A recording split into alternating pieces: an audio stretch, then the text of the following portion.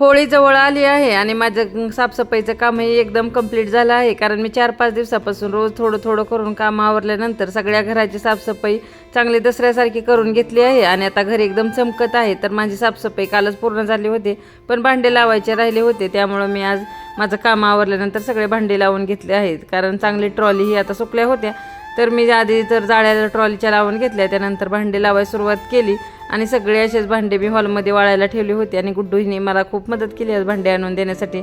तर असेच आम्ही दोघंजण भांडी लावून घेत होतो आणि छान अशी भांडी लावून घेतलीत. तर मी मांडणीसाठी काही वॉलपेपर मागवले आहेत, पण ते काही अजून आले नाहीत.